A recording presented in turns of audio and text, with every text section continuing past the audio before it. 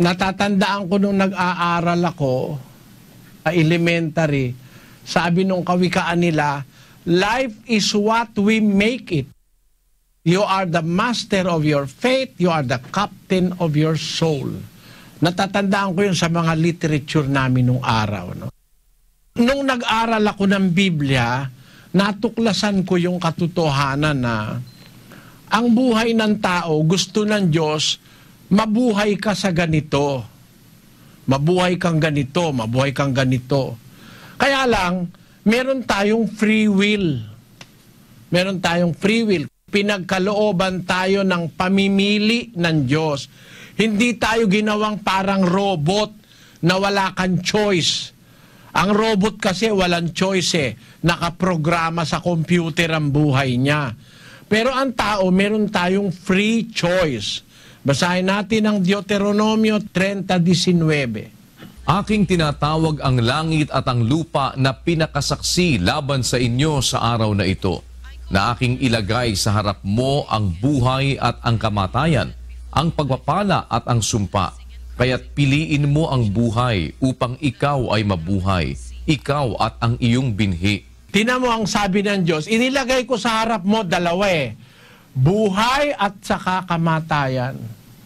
Pagpapala at sumpa. Sabi ng Diyos, piliin mo ang buhay. Kaya lang, merong pumipili ng masama. Ayaw nila nung mabuti.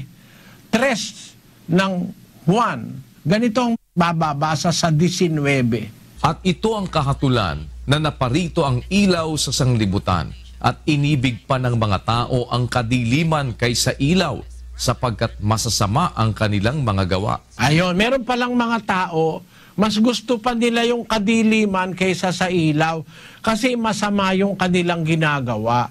Kaya merong mga tao, kapatid, imbis na piliin yung kabutihan, ang pinili kasinungalingan, ang pinili kadiliman, ang pinili mali kaysa sa katotohanan. Ikalawang Tesalonica, ganito naman ang ating mababasa sa 11. At dahil dito'y ipinadadala sa kanila ng Diyos ang paggawa ng kamalian upang magsipaniwala sila sa kasinungalingan, upang mangahatulan silang lahat na hindi nagsisampalataya sa katotohanan, kundi nangalugod sa kalikuan. Ayon, meron mga tao ayaw ng totoo, mas gusto kasinungalingan. Ayaw ng maliwanag, gusto dilim. Ayaw ng mabuti, mas gusto yung masama. Merong ganong namimili eh. Tinan mo may mga kabataan ngayon, alam naman nila na yung droga nakakasira ng isip yun. Marami nang napunta sa psychopathic kakakain ng droga. Nagdodroga pa rin.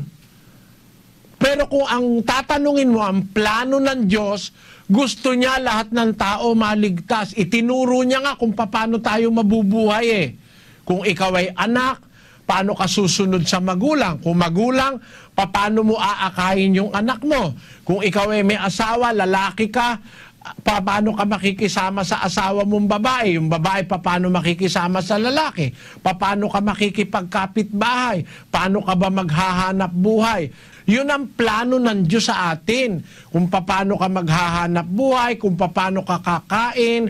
Kailangan ba kain ka ng kain? Kagaya ng tao ngayon, kain ng kain ng kain ng kain. Walang tigil.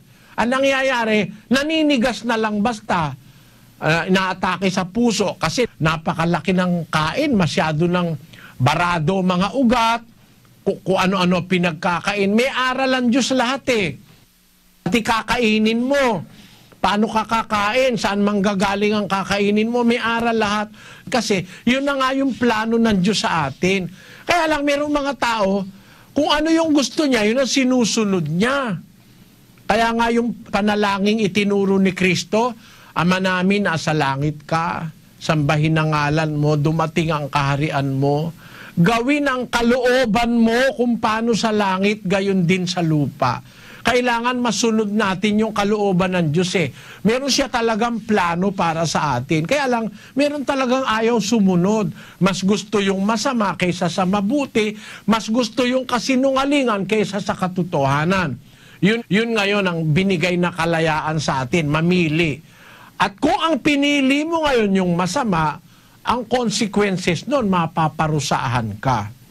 Pero kung ang pinili mo yung kabutihan, ang consequences nun ay i-reward ka ng Diyos. You will be rewarded. And the reward will be life everlasting o buhay na walang hanggan.